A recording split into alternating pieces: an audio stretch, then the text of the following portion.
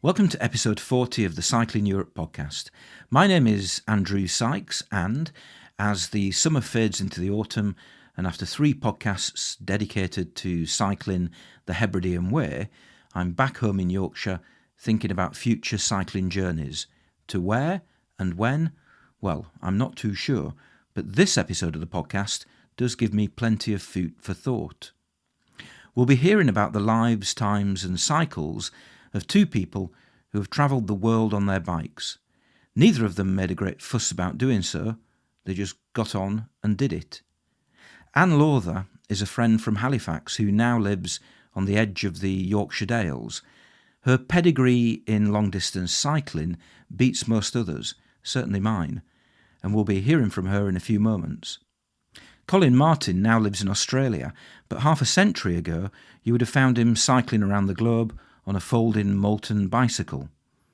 Lawrence Warren, who appeared back in episode 34 of the podcast, talking about the joys of cycle touring in Austria, is an old friend of Colin's, and later in this episode he'll be telling Colin's extraordinary story. But we start off in Skipton, where, on a sunny Sunday morning in September, after having spent an impromptu night in a tent on a campsite near Bolton Abbey, I met up with fellow Halifax-born cyclist Anne Lawther.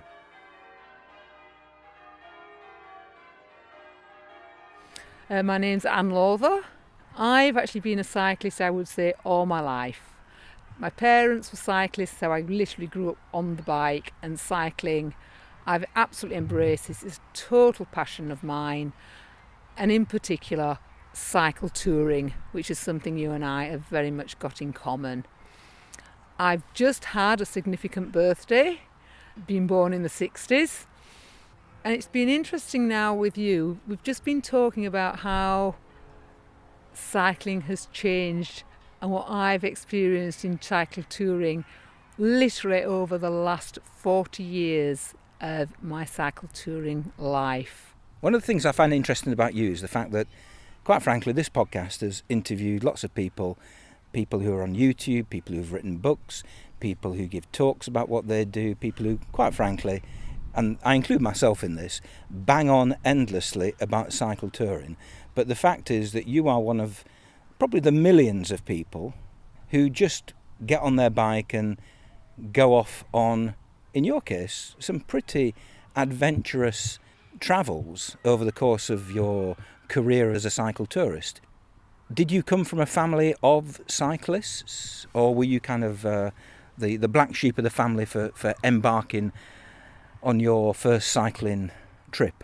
I was the only child of, I would say, sort of elderly parents. My father was 50 before I was born. He was actually born in 1913. And he'd grown up in the northeast in the Depression, where cycling was a massive part of the culture. My mother came from a very small village in Calderdale called Mythenroyd, the Calder Valley. But for her, cycling was an escape from working as a weaver in the mills. So I grew up as an only child of parents who were really keen on cycling, and for them I think it was an escape, it was a place to explore new places. I've got photos of me 18 months sat on a little tricycle, and my sort of memories of holidays, every single holiday, in particular the Wakes Week, which was the classic 2-week holiday of the northern towns. We would set off, often by train, but always with the bikes. Sometimes at bed and breakfast, sometimes hiring chalets, sometimes taking the tent. Each year it changed, and each year we went to explore a different area. It was usually a fixed base, but we would explore into Scotland, often to the northeast, Northumberland, Berwick-upon-Tweed, South Shields, the Lake District with Grange-over-Sands. So I grew up with these really strong memories of visiting these amazing places, and each day we would set off to explore the area. I also grew up with Halifax Cycling Club, and I grew up with hearing about tales and meeting the people who were off cycling, going into Europe, which was then a pretty exotic location, friend of my father's, Denton Bancroft, was a strong inspiration for me because he would disappear off for months on end, and he was learning this wonderful new language called Esperanto, where all of Europe would be speaking and we would all be able to speak to each other using Esperanto. But it's turned out we actually used Google Translate. You've talked there about your memories from the late 60s, early 70s, going off with your parents to various places in Britain. But did your parents, prior to you coming on the scene, back in the post-war period, presumably the 40s, the 50s, did they ever go to Europe or elsewhere on their bikes? My father's touring was always in the UK based and over to Ireland, which he loved. Back in the flat, I've got these amazing records of my father's cycle tours where he lists every mile, every tea break, lunchtime, nighttime stop, the times he stops and the distances. And presumably in some albums or other I do actually have his black and white photos that he took. My mother, she discovered cycling through the Halifax CTC and going off on the CTC holiday company, which actually existed right up until this year, and I think actually COVID sadly has enabled, it's caused it to close now. So those holidays will no longer take place. Were led by CTC members keen to go abroad, and my mother went off to France, off to Austria, and she would frequently get out her albums to show me the tours, and she talked with such fondness of these exciting times she'd had abroad. So you come from a family with solid credentials in cycle touring, but obviously 60, 70 years ago it was more limited in terms of geography. But throughout your early childhood you went off with your parents on various travels on your bike, and also you were listening to these people at Calderdale CTC, their particular tales of having gone to wonderful places perhaps a bit further afield. So what happened for you to decide one day to, hey, I'm going to go off on my own adventure without my parents and go perhaps somewhere a bit further afield? What initiated that process?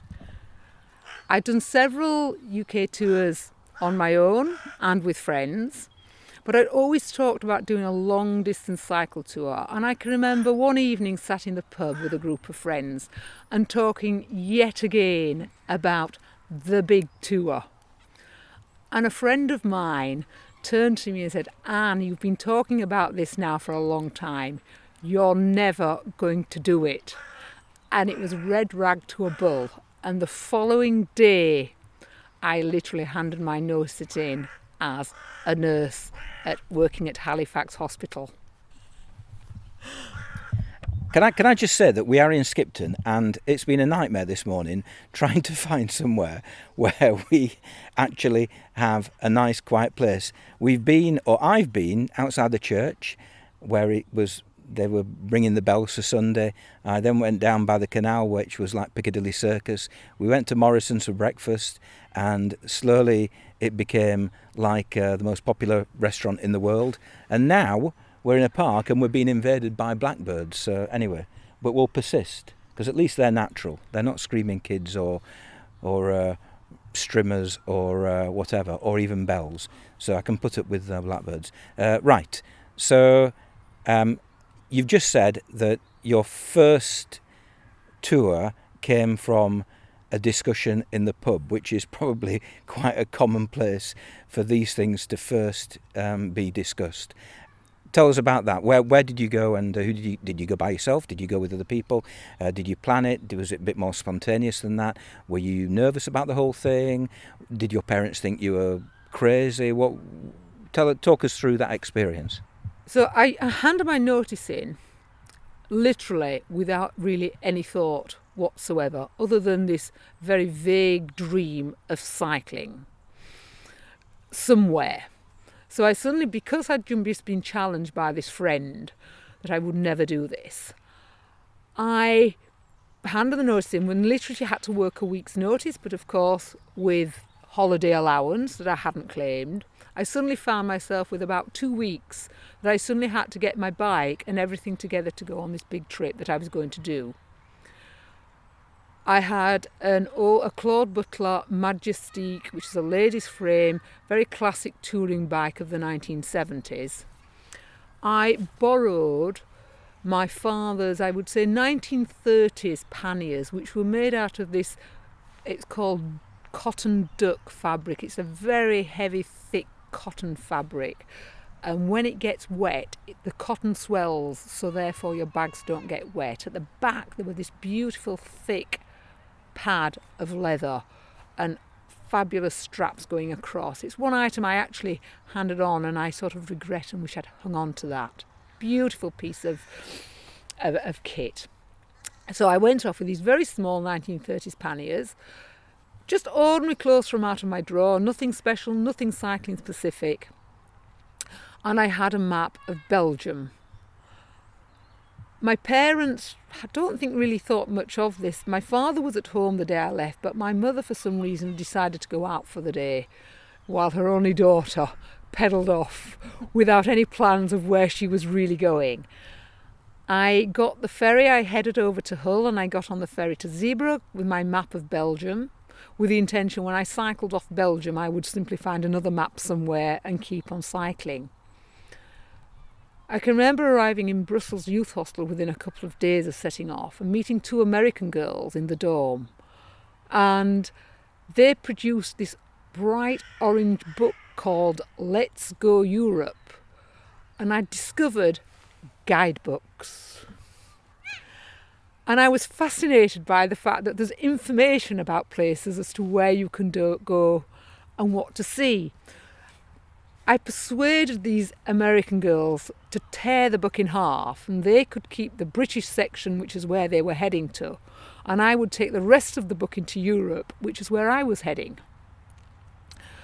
So armed with the book, my map of Belgium, and then I just simply meandered. A friend who I sent postcards to described the trip. He said, "Your route looks like a 4-year-old scribbling." There was absolutely no planning involved. And I realised sometimes, having cycled past places, I'd actually missed somewhere I thought would be quite interesting. So I would simply do a circular route back to a place and revisit. It was not planned and I basically meandered my way all the way from Europe, through Belgium, through Luxembourg, meandering all the way down to Athens. At some stage before I'd left, I'd been on the ward and talking about my big trip, and a patient on the ward had said, "Oh, I have a daughter who lives in Athens." And I said, "Oh, could I have her address? Can I go and stay?" And I literally, 6 months later, knocked on this woman's door. And even today, I think, how did I do that? There was no Google Maps. My map of Athens would be very basic. I certainly didn't phone her in advance. I just simply knocked on the door 6 months after leaving Halifax, said, "I'm here," and she said, "Oh yes, we've been waiting to hear from you." I was expecting you to say that after about 2 weeks you came back and that was it, that was your first trip. But that was your first trip, 6 months away, basically from Halifax all the way down to Athens. What year was this? This would be 1985. Right, okay, so mid-80s. I'd done a few back before, but the first solo abroad trip was a big trip, yes. Right. And in terms of things like accommodation, were you wild camping? Did you have a tent with you? Were you youth hosteling, like you said you'd done in Brussels? No, I set off, as I say, with these very small panniers and very little luggage. No plans, no bookings, nothing arranged whatsoever, no idea where I was going, and I literally winged every single night of the tour for 6 months. I had this one address in Athens, and I would simply ride in. I would arrive into a village. I spoke no language other than English. I did not have Google Translate, which simply didn't exist at the time. Not Esperanto. I didn't even a word of Esperanto, sadly. That may have helped or not. And I would simply go into a local shop and ask. How I asked, even today I'm not quite sure, but I managed to either gesture, between gesturing, speaking English. In my bag I did carry a phrase book, which I did use, and that was very handy of various. I had one of these multi-language Europe books, which had absolutely the basic language of about 6 or 7 languages in. So I could ask for accommodation, and in the local shops I was always greeted with complete kindness and generosity. Simply used to being taken along, led through streets, introduced to family members, and always, I never once failed to find a bed for the night.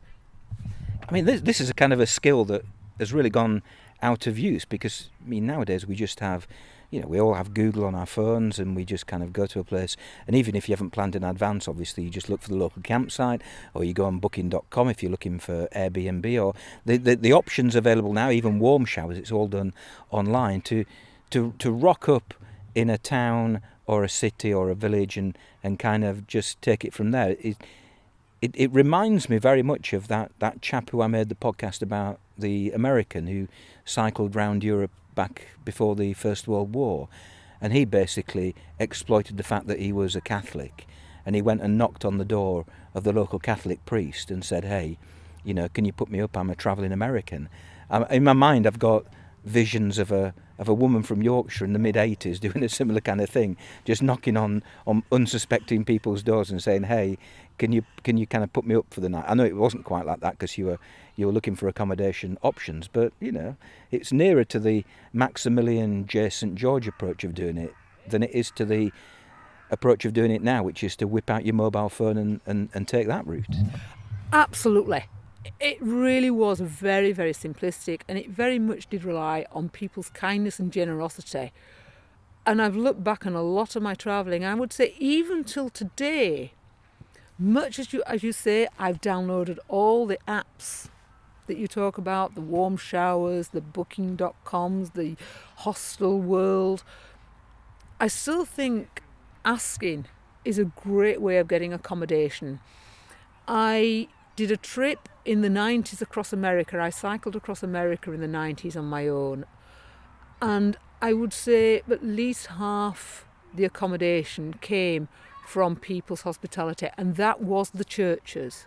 That was my go-to place to ask. So that I would therefore go to the local shop, but rather than ask for accommodation, I used to ask where the local minister, the local preacher used to stay.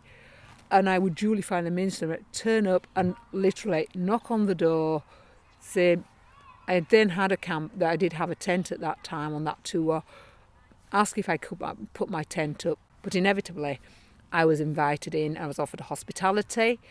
And the beauty of asking that type of hospitality is that you don't just meet those people, especially within the church groups. I would go along to maybe a church meeting, a service, you would always be introduced. So therefore you meet a whole community, not just one person, and you really get up. I mean, my strong memories of America is hospitality. People who travel in Asia will say the same thing. Asia is hospitality, it's kindness, it's generosity. It overwhelms you sometimes with how generous people can be. And just going back to that European trip of the mid-80s, you were away for 6 months. What were the highlights? What were the lowlights? What were the most memorable bits? The bits that perhaps where you had issues? Did you have any problems when you were travelling across Europe, especially as a single woman in the 80s? I mean, the 80s weren't famed for being the liberated times that we like to think that we live in now. More difficult, I would imagine, from the perspective of a single youngish woman. Or am I wrong? No, you are right. I didn't have many. I think I'm possibly male as well. I have a strong belief in sixth sense and reading the situation. I suspect it's more than sixth sense. You're just simply absorbing where you're around. And I think anybody who's on their own and travelling should do this, male or female. I used to switch on this sense, this sixth sense, and really feel for it. And I did act upon it. So sometimes somebody maybe approach me and I could be quite rude, rebuff somebody for no logical reason. But equally, I could accept hospitality, again, without a real logical reason to say yes, why I would go with that person. I had very few issues. I've always believed deal with them immediately, and if your own sixth sense is saying it's not right, I would strongly say go with that, and I always did. So if I was being approached, I had no effort being rude. I sometimes think, look at what the culture has allowed, what's acceptable in the country, and in Britain in particular, we have the stiff upper lip, the need to maintain a dignity. And I think sometimes in Europe, especially the hotter Mediterranean countries, maybe in Asia, through Africa, that's not so obvious. You often think, what would their culture, what would their mother, the person who's harassing, inevitably for myself has always been male. So I don't think, what would they expect of their mother, their sister? And you think of the culture, I often sort of would say, is this how you treat your sister? Is this how you treat your mother? I would bring up Mary from the Catholic. If it's a Catholic country, it's useful to bring religion into it. And I also can be much louder. I can be very, throw my arms around, be very loud. And if you do it in the early stages, it makes people back off. And it probably still applies today. Currently I have had very few travel. The last few travel I've done with a travelling companion, which possibly makes life slightly easier. I think you're sometimes a bit bolder. But equally, I enjoy this travel solo. I enjoy solo travel as well. When you look back, I mean, it's now 10, 20, 30... It's 35 years ago, isn't it? Yeah, 35 years.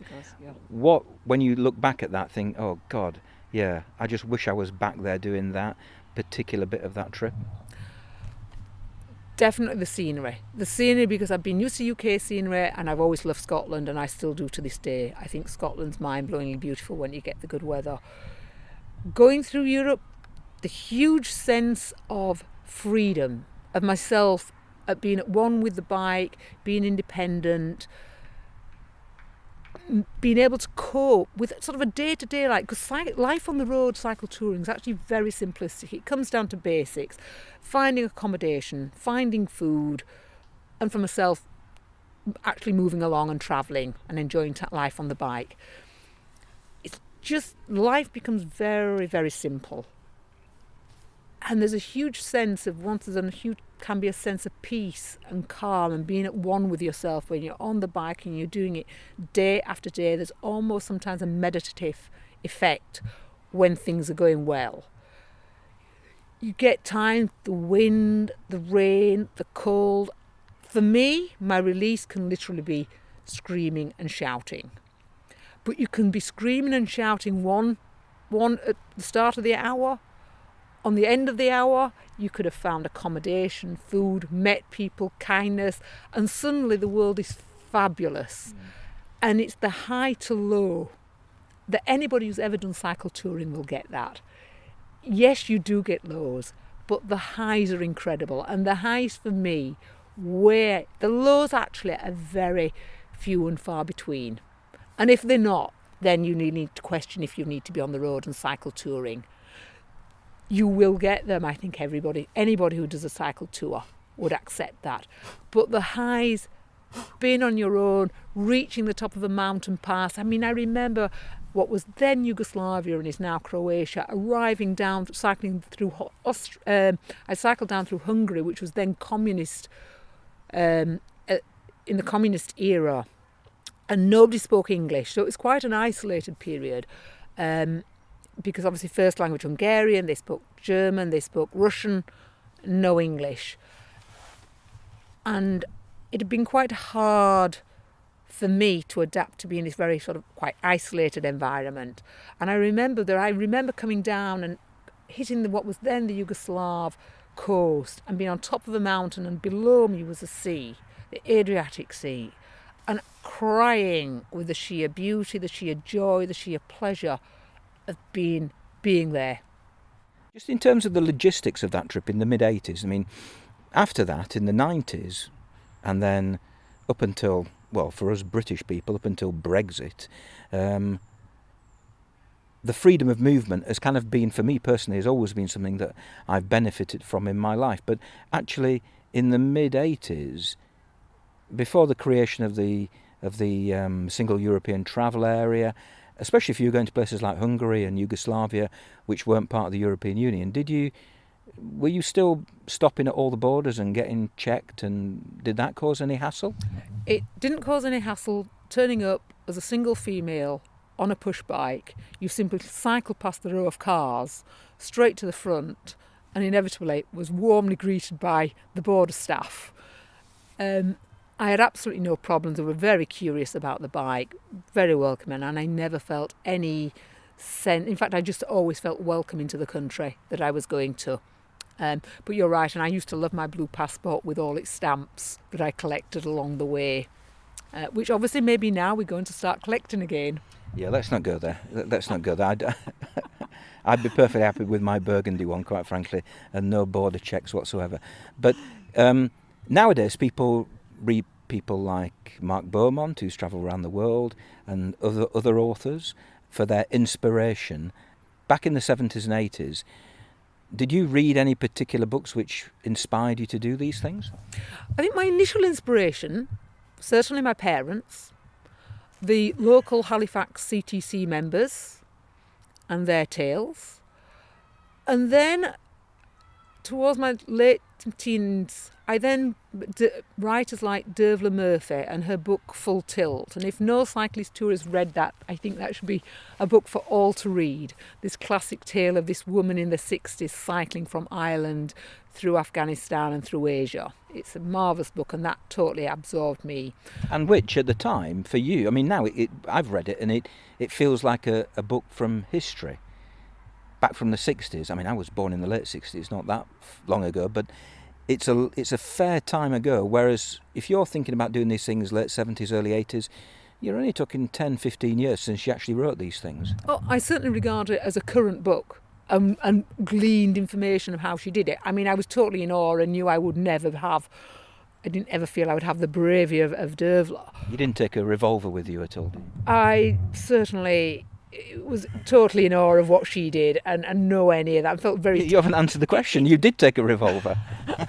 No revolver, just lots of screaming and shouting if needed. So I just saw that what I was doing, I think in a way that almost made my trip feel more tame for me, because I'd read this book. I'd read that Ian Hibble, the guy who was the first person to cycle through the Darien Gap, and his tales, and you read them and they're utter epic journeys.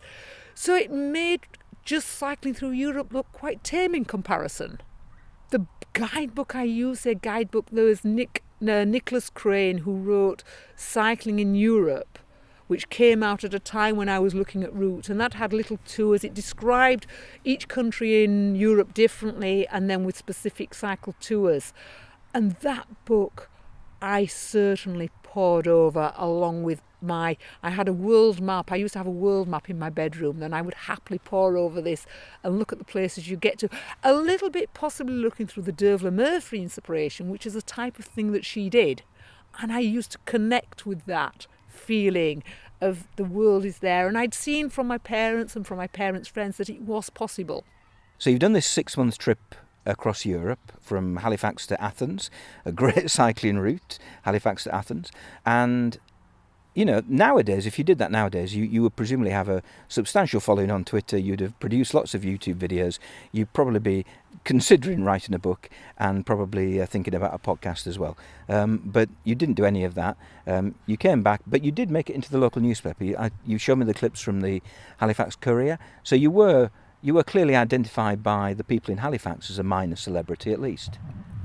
That's true. I mean, the local Courier, I think the club at the time used the Courier as a means of promoting the rides, promoting events, and obviously as a local club member, somebody got in contact with the Courier to say that as a club member I'd done this trip, and hence had this article published describing the trip that I did through Europe.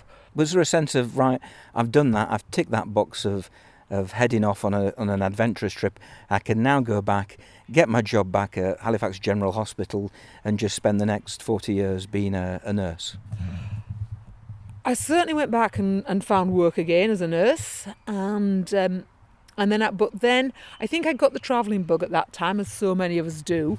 So then it's a case of where next. So I think my next big trip was actually was out into Asia, but this time without a bike, and that was with a girlfriend that I actually, from an advert in what was then the YHA magazine, looking for travelling companion, a written advert, post office box number, and it was Teresa, and she lived, of all places, in Bradford.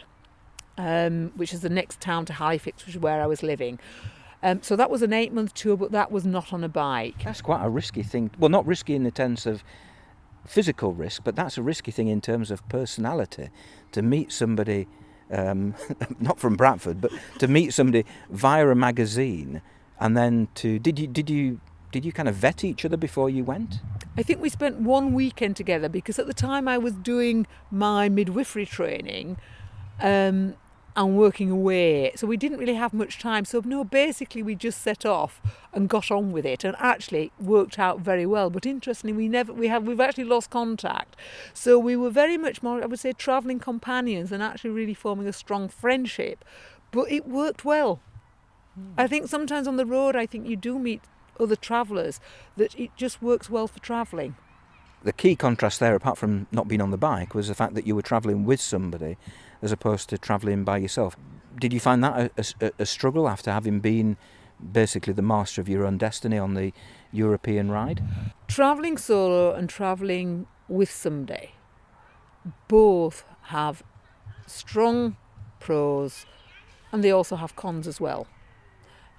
With travelling with somebody, I would say you're bolder, braver, go further in so much view of exploring things, whereas on your own you can be, I personally am probably a little more cautious, and you do feel a sense of security, a sense of safety, and certainly my first voyage then, it's my first into Asia, so for me it worked really well. And even today that still applies of when I'm cycle touring. If I'm with somebody, it does definitely for me makes the travelling easier. But I think solo tours, the highs are higher and maybe the lows are lower. That's an interesting way of putting it. Yeah, the highs are higher, the lows are lower. Yeah, I've never really travelled with anybody, so I can't. For me, I always think of the inconveniences of travelling with somebody, and the classic example I think of is, well, if I make a mistake, there's only one person who lives with the consequences, and it's me, and I don't feel bad about that, because, okay, who cares? It's just, I'm not going to get angry with myself, but I sense that there might be a risk of conflict with the other person if I make a decision, it turns out bad, and two people have to live with the consequences. Is that a valid worry for me to have? Should I ever embark on a trip with anybody? I think it depends on the person you're travelling with. That's sort of general. I think when you're with somebody, there's no two ways. You possibly will blame that your person you're with when things are going wrong, and you have to be very aware of that and very conscious of it. Be it a friend, be it a partner, and you do meet on the road, and it can be a make or break for relationships. It's fabulous afterwards to share things, and sometimes when there is a problem, it is easier with somebody else, because you're not on your own and you're not dealing with problems on your own. And as long as the blame game is not used, then it can be positive to have somebody with you, especially when it's bad, when you can't find accommodation, when the weather is awful, when you're freezing cold, when you're just feeling down.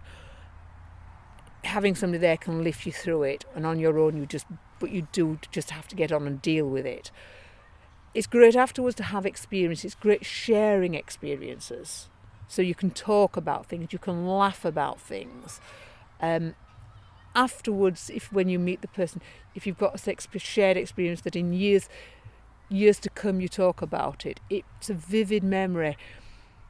I lost my partner 20 years ago in 2015, and Reginald and I did a lot of cycling together, and through it. And I described it as having, with Reginald I had 3D memories, because things that I would forget he would remember. He would say, do you remember this? And he would remind each other of what you've seen. So losing that, initially it felt as though I had a 2D experience and I'd lost some of my memories with losing Reginald. But you can create your own memories with your photography, journals, as you do, podcasts, people like now. I mean, I personally don't really use social media, but I can really see it as a valid way for your own pleasure of recording your own journey. So there are other ways of sharing, there are other ways of holding on to those memories that you can still do.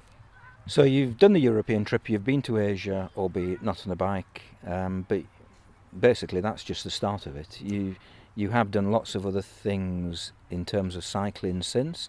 So can you just run through some of the other places that you've cycled toured to?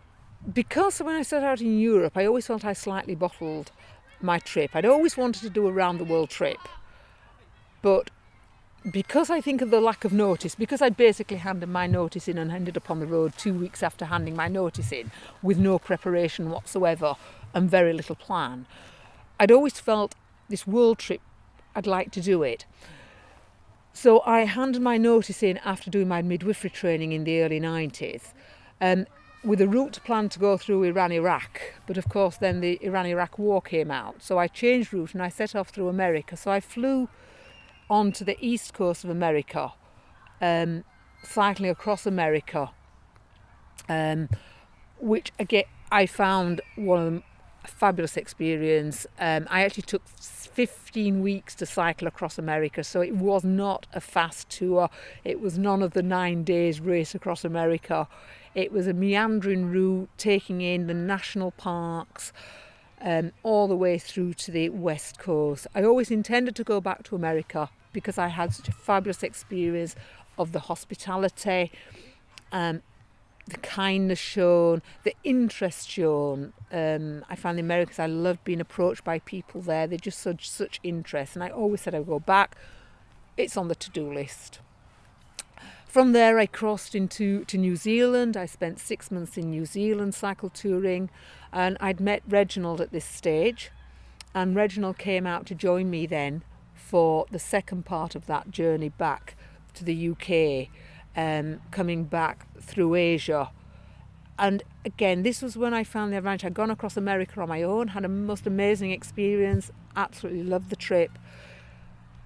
Asia with Reginald was such an interest. Sharing it with someone made me certainly bolder, experienced. I mean, so therefore I crossed over into areas that I possibly wouldn't have gone on my own. So I went into Borneo, up into Sarawak, through into Sabah.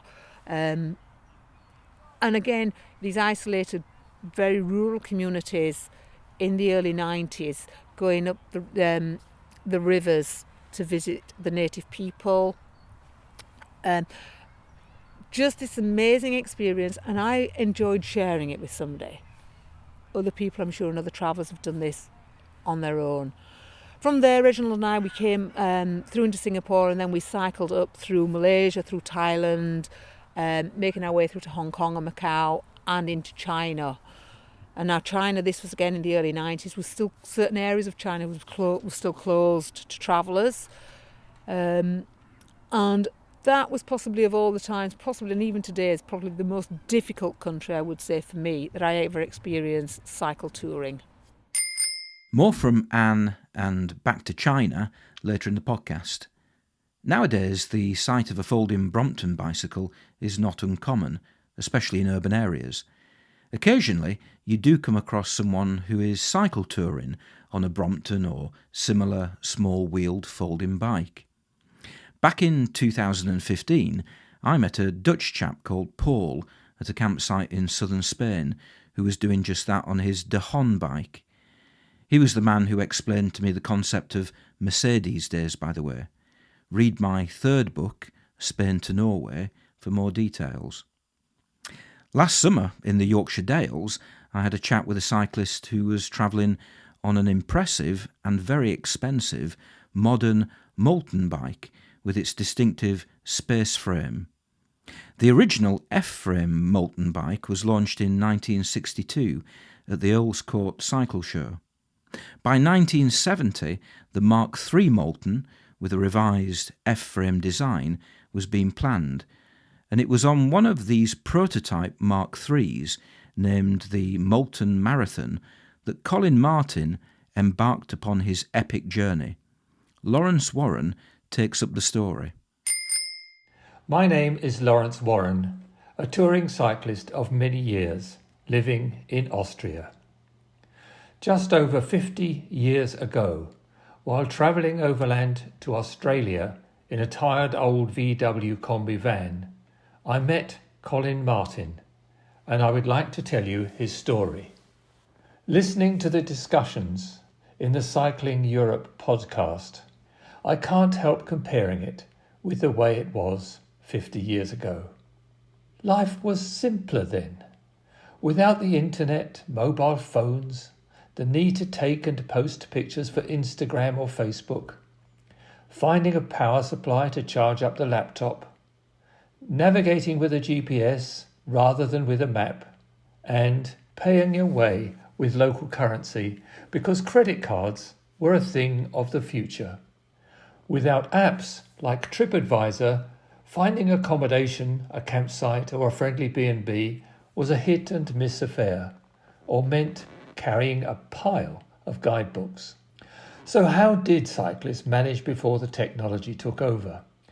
Back in the 60s, Dervla Murphy rode from Dunkirk to Delhi and had some incredible adventures. Later, Anne Musto, in her 50s, set off on her bike for Rome and ended up circling the globe twice and kept on riding. Josie Dew, in the 90s, loaded her bike with everything, including the kitchen sink, and toured in the USA, Europe and Japan. They all chose to travel alone, and their books are inspiring. In 1970, Colin Martin, an experienced amateur racing cyclist, decided at the age of 20 to ride alone from Wiltshire to Australia on a small-wheeled Moulton bike. How he came to decide on making the journey remains a mystery. But Alex Moulton, the bike's designer, was a friend of the family, and the Moulton Marathon had a number of features which made it ideal.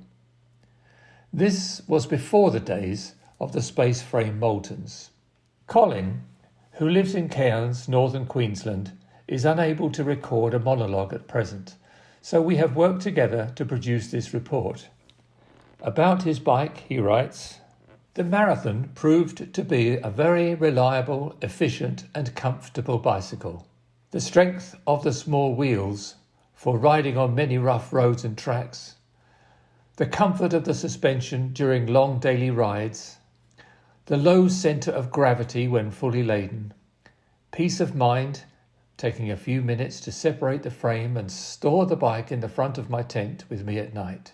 Colin continues, Alex Moulton's aim was to create an efficient and comfortable expedition bicycle, which would carry lightweight and durable equipment for travelling, feeding, sleeping and resting. The complete pack weighed about 25 kilograms. The two halves of the machine, plus some kit, fell within the 20 kilograms free airline luggage allowance, and the balance of 5 kilograms was acceptable as cabin luggage. The Marathon used the familiar Mark III Moulton design with 16-inch diameter wheels and a new triangular frame suspension unit behind the seat tube. The transmission was unusual, a Fichtel and Sachs 2-speed automatic rear hub with a combined back pedal brake, which, with a double chainring and 2 sprockets, provided a choice of 2 sets of gears. By appropriate choice of chain wheel and sprocket sizes, a high gear and a low gear is obtained by slipping the wheel forward and moving the chain manually. He says, "I carried a spare rear hub, but to reduce weight, I ceremoniously buried it in the desert near Kandahar, Afghanistan. I hope a soldier didn't try to defuse it. A Mafec driver brake was fitted to the front wheel, with the pivots brazed onto the frame. The tyres were a new Dunlop nylon corded high pressure with 80 psi with natural rubber tubes. These tyres gave me over 2,000 miles of riding before replacement. I carried 3 spare tyres and picked up extras in New Delhi. The Swedish Turbo G66 double skin tent weighed just over 3 pounds, with sufficient space to house me and the 2 halves of the bicycle in comfort and out of the weather. The telescopic pole was carried inside the seat tube. The sleeping bag was an Arctic 610 from the same company. A small petrol stove sat in a cage between the panniers, and a metal bottle on the seat tube carried fuel. This stove lasted many years until, on a cycling trip in Nova Scotia, the fuel bottle was too close to the stove while cooking my evening meal. A fireball erupted near my tent, and an elderly gentleman with a baseball bat hit the stove about 30 yards through the air. A canteen, plate, pot, pan, cup and cutlery were stored under the rear rack. The saddle was a Unica, which I had used for quite a few years while road racing in the West Country of England. It's horses for courses when it comes to saddle comfort, but this plastic saddle served me well. The front panniers and rear bag were made by Fjällräven. The latter was a backpack with shoulder straps. I remember walking through customs when I entered Australia. The Moulton under one arm and a small backpack hanging on my shoulder. The customs officer looked up from a pile of suitcases and said, "Now that's the only way to travel." How right he was. As for keeping in touch with the family back home, overlanders like Colin and I could only contact friends and family in case of crisis, and with extreme difficulty. Most of the time, friends and family didn't even know what country we travellers were in. Overlanders in those days were out on their own and had to deal with difficulties as they arose. In 1970, the hippie trail overland to India and on to Australia was well worn. But knowledge of the experiences of others making the journey was less accessible than it would be now. The internet today provides so much opportunity for travellers to give daily updates on progress, which is freely available to anyone who wants to know. 50 years ago, the occasional postcard home was as good as it got.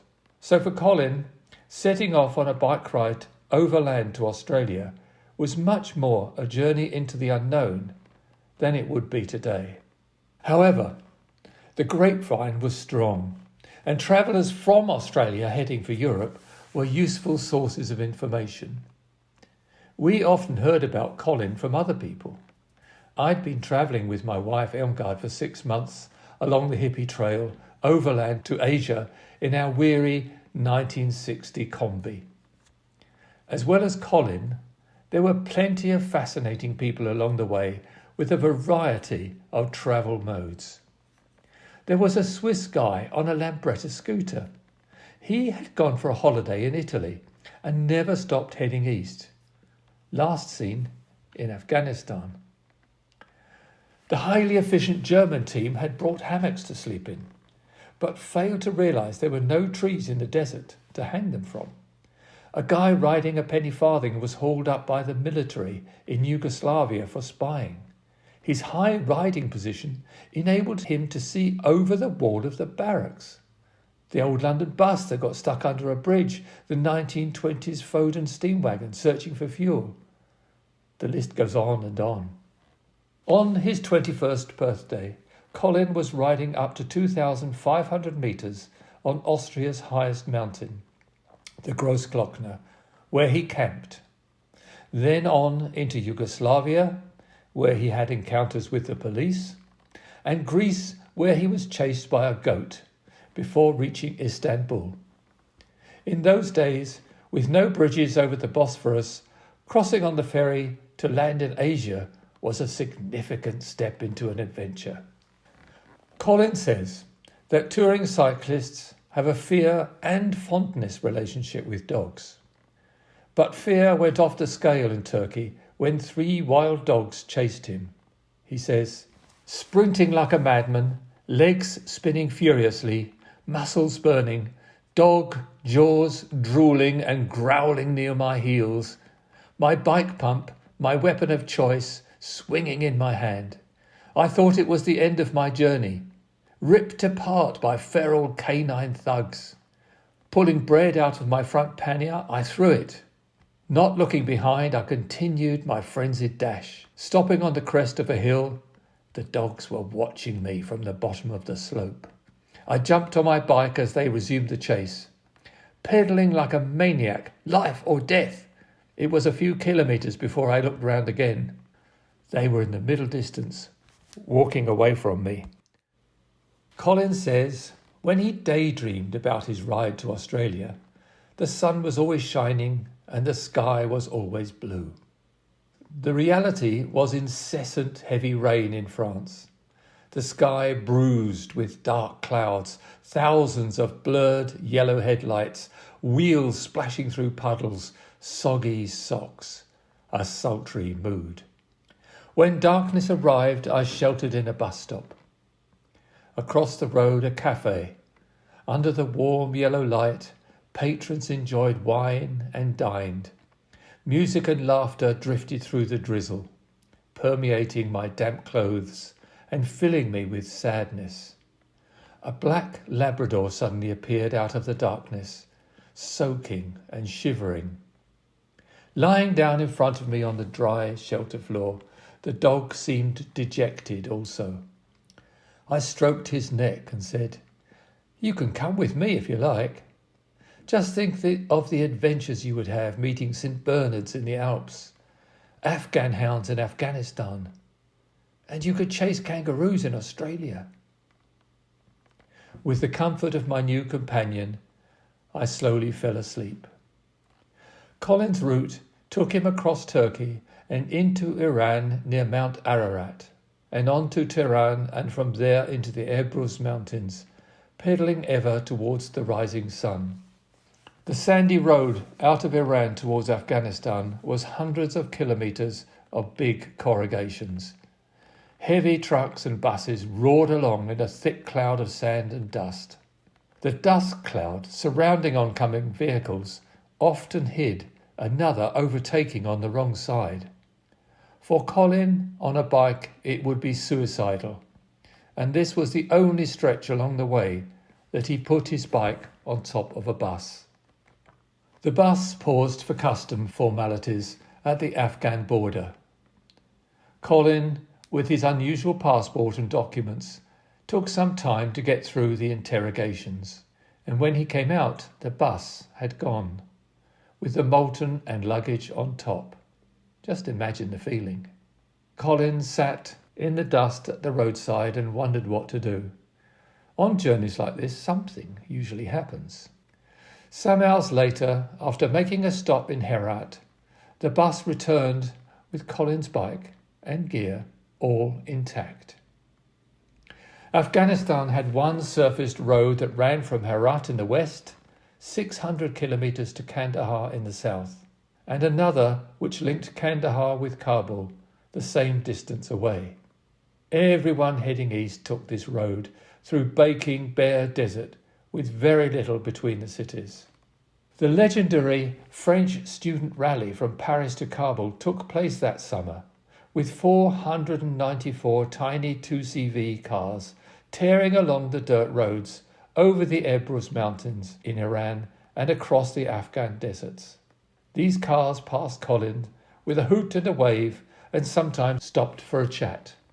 At night, sleeping out in the open, not far from the road, he would see the yellow headlamps and hear the whirring of the little engines. In India, bicycles were the most common means of mobility, pulling rickshaws, transporting goods and daily travel on large black flying pigeons bikes made in China. They had big wheels. Colin's Moulton had small wheels. A big-wheeled bike was faster than one with little wheels, or so many people thought. As Colin rode out of one village, someone on the same road would enter into an unspoken race, but only to the next village, As Colin pedalled out of that village, another might join him. It was exhausting, he says. They were only going maybe 5 kilometres, and I was having to race this informal relay team all day. With a student's card purchased for a few rupees in India, it was possible to take a cheap flight with Burma Airways to Rangoon and on to Bangkok, as there were no through roads at the time. From there, it was just another 1,800 steamy kilometres to Singapore. Colin and I travelled together by ship from Singapore, and when docked on Australia's west coast, Colin set off in December, the hottest month, to ride 4,000 kilometres to Bondi Beach on the Pacific coast in Sydney. But he didn't make it. At a stop in Coolgardie, a remote mining ghost town of a few hundred souls, shortly before crossing the Nullarbor Plain, the bike was stolen. Colin's arrival in Sydney wasn't quite the triumphant roll onto the beach that he had planned. But this was not the end of the story. After living some years in the tropical northern city Darwin, where he spent many months building a boat to sail home in, on Christmas Day 1974, Cyclone Tracy blew the boat and most of Darwin into oblivion. Colin's story about this dramatic night you can find on his Facebook page. Later, in 2002, when living in Cairns, it was time to complete his journey around the world, and with a new space frame Moulton, Colin began riding from Vancouver to New York, a journey of more than 5,000 kilometres across the Rockies and Midwest. For the final legs, he was joined by his wife Marie. This still wasn't the end of the tale. Colin had not ridden around the world. There was a gap between Coolgardie and Bondi Beach. So one October in 2008, when the winds were most favourable from the Indian Ocean, he returned to Perth and began the final link in his journey. Only the winds that year were blowing the wrong way. Just imagine sitting out into a strong headwind on a straight 145 kilometres long. His arrival on Bondi was almost the end of the story. Some years ago, the original Moulton Marathon was found to be an exhibit in a bike museum in Tokyo. Colin was invited to visit and went for a ride as guest of honour with the Moulton Bike Club members. The simplicity of riding a bike from country to country on a very tight budget, alone and without the means to contact your home, through mountains and deserts, across plains, through towns and villages, coping with emotional as well as geographical ups and downs. Doing the journey for yourself and not as an influencer, for sponsors or to gain likes. This is adventure pure. It requires self-dependency, self-confidence, and most of all, determination. Colin is a very unassuming man. He has rarely spoken of his achievements, which later also included a ride to the highest road in the Himalayas. Now, unwell and unable to record it himself, he has assisted me with producing this monologue, which I hope inspires others, as Colin has inspired me. It was him that started me on cycling, after all. Thank you for listening. Thanks to both Lawrence and Colin for bringing us that inspiring story.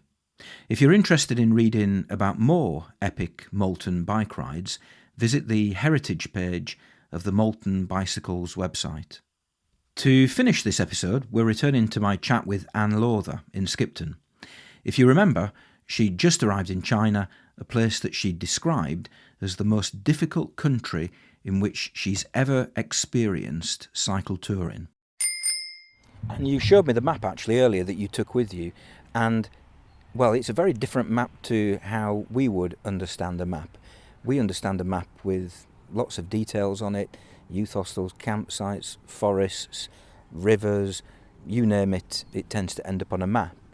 The map that you showed me was basically a diagram of roads and the names of places and distances marked on the roads between places, but that was it.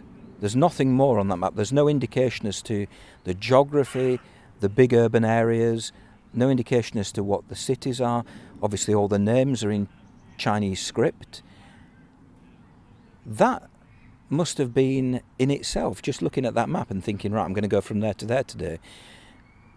Nowadays, even in a place like China, you will be able to find out a wealth of information about where you're going from day to day. But if ever there was a voyage into the unknown, that must have been it, without access to the internet or mobile phone coverage, and even without access to what I would regard as a decent map. It was. I mean, even now, I look at that book, which I've obviously hung on to, because I do look at it, sometimes almost in awe myself, of the fact I actually cycled toured using this. How I got round, I look at it quite in amazement. I think I was heading from Canton over to the Yunnan province, which had been recommended. So I did know the Yunnan province was particularly pretty, and I think one or two towns had, even then, was on the tourist list as such. But you're right. I mean, I certainly do remember cycling through some pretty horrible areas at the time. And you would come through and you could almost feel your chest breathing with the smog and the pollution of the town. Got away from it into the rural communities. It was incredible. You came across people dressed in native costume, the teak huts, living in the houses with the teak leaves were for roofs. One of the things I used to be able to interact with those people, interestingly, was the stove. At the time I was carrying an MSR multi-fuel stove, which worked on petrol. And stopping to brew up, it would inevitably, in China, crowds would gather. Didn't seem to matter where you stopped, middle of nowhere, people would arrive. It came from absolutely nowhere. But this stove was such a good communication tool, because people were absolutely fascinated about how you cooked food. Food obviously being an important part of a culture. Interesting. Interesting that food, I think, is traditionally a thing that brings people together, and I think that's a really good example of how it can bring strangers together with people who they're visiting. Now, more recently, you continued I think another aspect of your cycle touring history is the fact that you've had this career which you could stop, start. You then went into a particular area of nursing, which really you were able to exploit for your own benefits, because it gave you that flexibility to still go off for long periods of time, while at the same time earning an income. Just talk about that. I was NHS trained and obviously worked in the NHS for many years, so the first part of my career was definitely within the NHS. Coming back from one of my breaks from the NHS, I used to sign up with nursing agencies. In this particular time, I ended up down in London and signed up with, at the time, what I realised was a rather exclusive nursing agency, which catered for extremely wealthy clients, the majority of them probably featuring on the Sunday Times Rich list. And this opened a new world for me to live in. So I was living in some amazing locations. But because it was agency, I was able to choose when I worked, so I could simply say what time I'd work and when I was not available. A lot of my clients, you sort of knew if it was terminal care, then you obviously knew that the job would be coming to an end. You may not know the exact date, but you had some idea that, in the future you would have a break. And I would simply say to the agency, when this particular client, when the job no longer exists, then simply do not find me another job. I could then travel for as long as I liked. I could then come back to work, phone the agency up, hey, I'm back in the country, please can I find work? And I've always been lucky in my career that I've been able to pretty much find work whenever I've needed it. Initially, when I went with the agency, I was quite concerned about this, but I discovered, and I was in the private sector for the last 20 years, and work was never a problem. I enjoyed my work. It was interesting, but it certainly gave me the freedom for cycle touring. It was well paid and a very, very open timetable. When I worked, I used to do live-in jobs, so I therefore would commit. I would work for head down, a lot of work, a lot of hours in a short space of time. And this is interesting because we were talking earlier when we were having our £2.95 breakfast in £2.75. £2.75 breakfast in Morrison's. That it's half price on a Sunday apparently, and we're talking about people making their own luck, and people perhaps not complaining, that's the wrong word, but people say, oh, I can't do that because I don't have a life that allows me to take that amount of time off. And sometimes, you know, if you embark on long journeys on a bike, it can take a lot of time. But you made the interesting point that, you know, you make your own luck. You can. There are ways of orchestrating your life so that you do have a lifestyle and a job that allows you to take these periods of time off. And I think that's probably worth bearing in mind. It is. Definitely you can make that. And also the financial aspect. I've certainly been, I could never afford to do what you do because I couldn't afford it. And I've certainly had that said to me. And I look at how I do. I mean, I choose to do a lot of wild camping, for example, because that does save a significant amount of money. I travel by bicycle, and yes, there's an investment in the bicycle. My bicycle I'm currently using, which sadly is coming, I think, towards the end of its life, although don't tell Rocky. Rocky is actually a 1996 Rockhopper specialised bike, which was a mountain bike without suspension, very much like probably today's gravel bikes. It's a solid bike, carries the weight well, handles like a tank, and has taken me everywhere, but it's certainly not an expensive bike. The kit I've used over the year, initially starting off with my father's 1930s panniers, which cost me nothing, then a pair of second-hand Paradise nylon panniers, which lasted me for many years. And yes, I've recently invested in the beautiful set of Ortlieb waterproof panniers, top of the range kit. And your clothing, I mean, I set off on that very first trip was, opening the drawer at home, taking out Marks and Spencer shorts and blouses and just simply setting off with what was in the drawers. I've then gone through a period of maybe using cycling kit on the ride, but recently, my last few years, I've almost gone back to riding in normal clothes. So I feel to fit in when I ride in a town or in a city. You're sort of wearing everyday clothes. And for me, for cycle touring now, on mine, as you have there, I can see I've actually got the flat pedals. So I use a pair of walking shoes, stiff-soled walking shoes, which lend, and that they're not expensive, they're not specialist, they're not bike-specific. So a lot of the things that you use, the top-end kit is beautiful to have, and I think if you're going to spend things like I've actually got a very cheap Chinese tent that works beautifully at the moment, and yes, I do have a top-end Terra Nova Voyager tent, and it is good. It's good to have nice kit. We talk about the Ortlieb bags, but I mean, hey, any pannier with a black bin liner does the job. Yeah, absolutely. And some people sometimes say to me that they've booked a holiday, and it's cost them £2,000, £3,000, £4,000.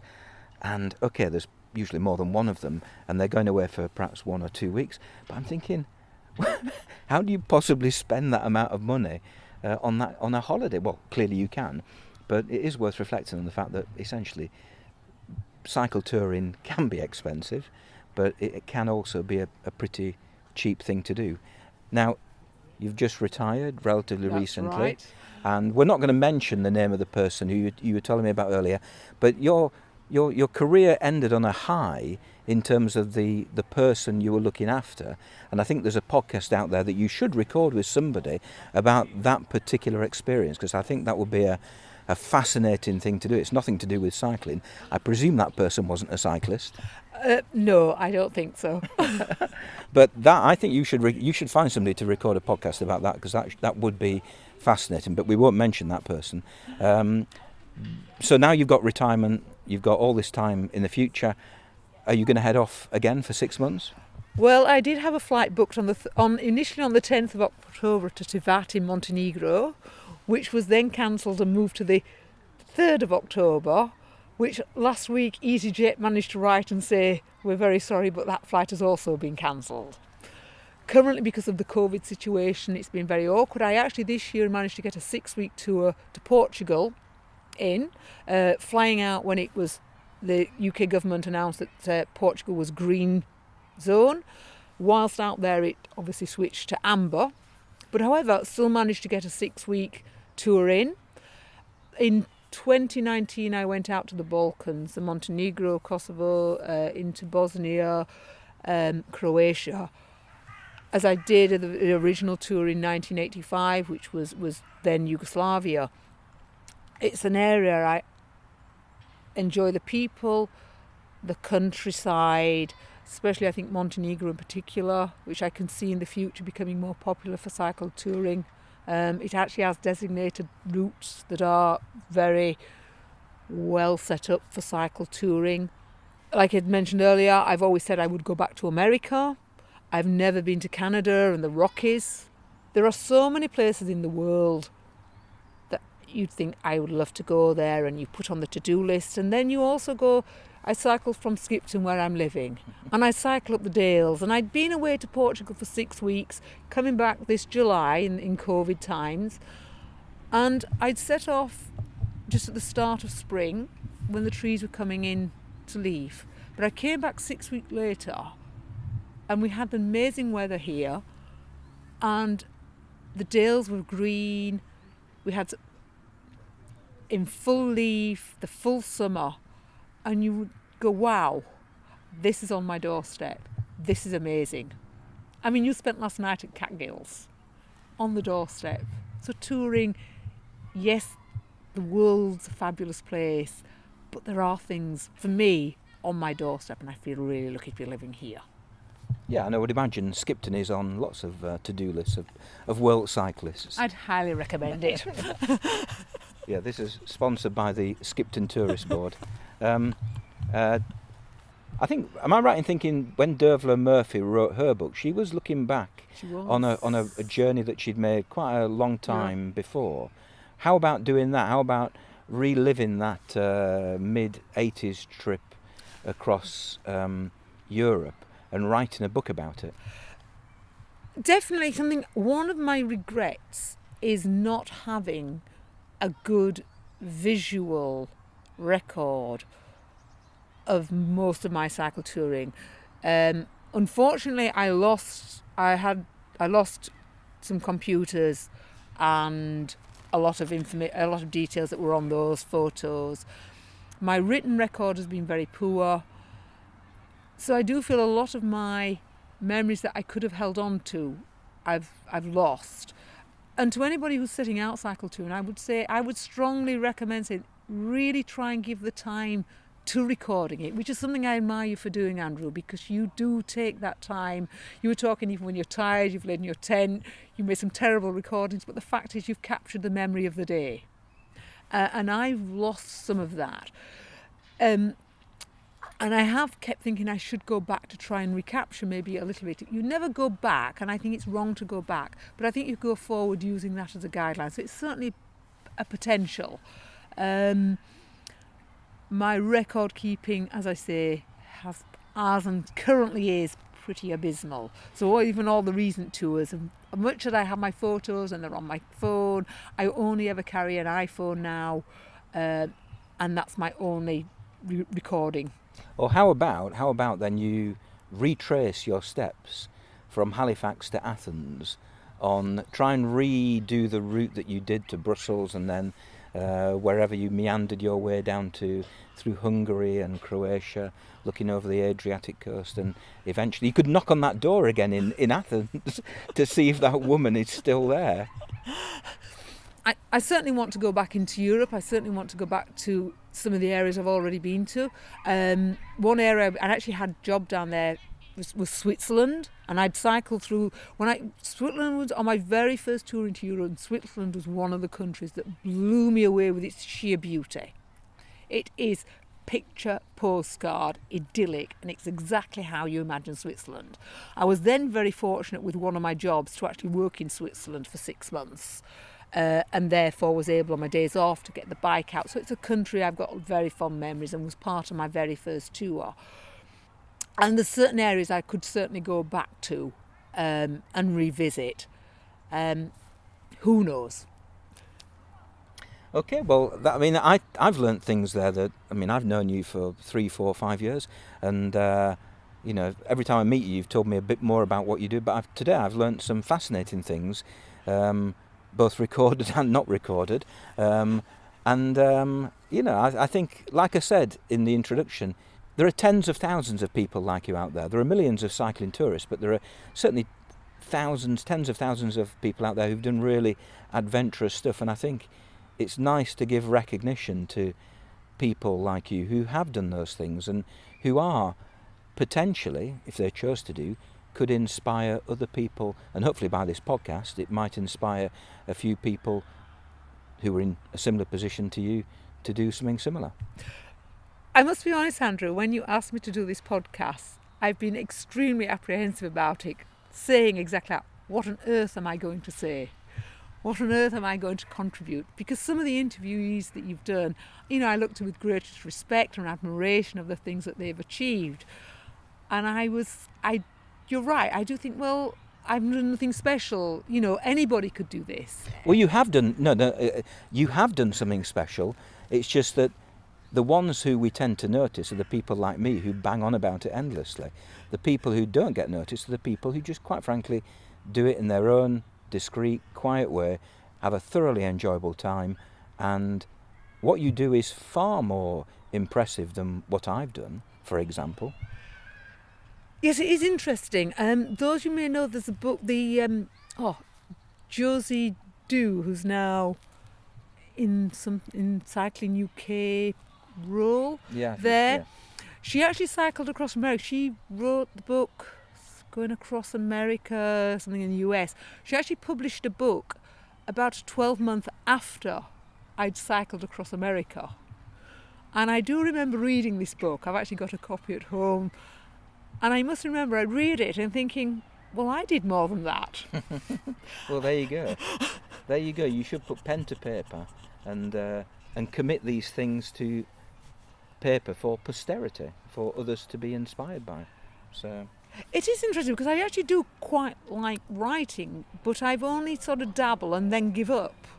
And you're right, I do sometimes, and in fact a friend who's just died this week, Gavin Fox, was an inspiration. He was originally a member of Halifax CTC, moved to Scotland, and again Gavin was was an inspiration for me when I was young, going off cycle cup touring, coming back with exotic tales, living his life on the bike well through into his 80s. And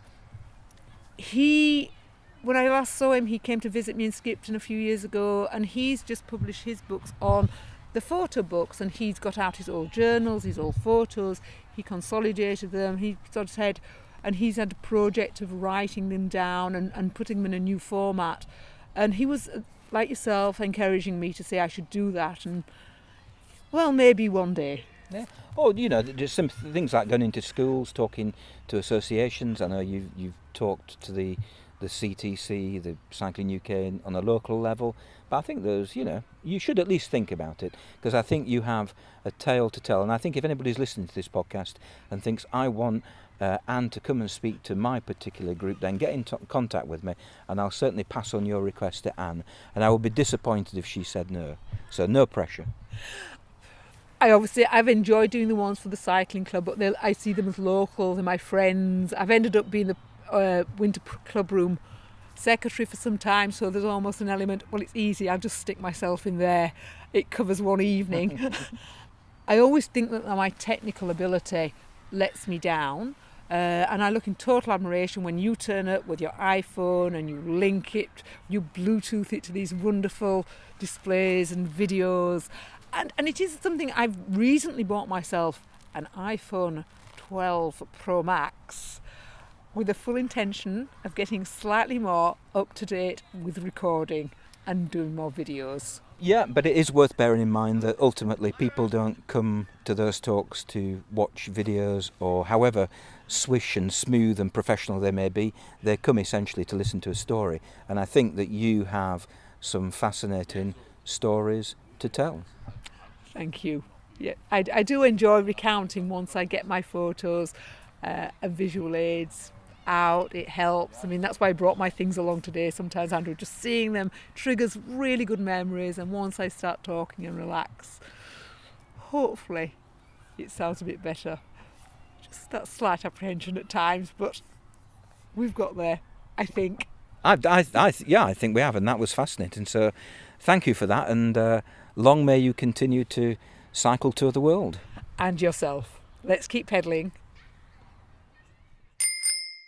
Thanks to Anne for taking the time to record that chat. This episode has been dedicated to people who haven't made a great fuss about their cycling exploits, but if you'd like to get in contact with either Anne, Colin or Lawrence, I'd be more than happy to pass on any messages. You can get in touch with me by emailing podcast@cyclingeurope.org or via the website cyclingeurope.org or via social media @cyclingeurope. If you've enjoyed listening to this episode of the podcast or any of the previous 39 episodes, please consider making a donation to help support the podcast and the website. Details as to how to do so can be found by visiting cyclingeurope.org/support. Join me again for episode 41 of the Cycling Europe podcast. In the meantime, in the words of Anne herself, keep pedalling.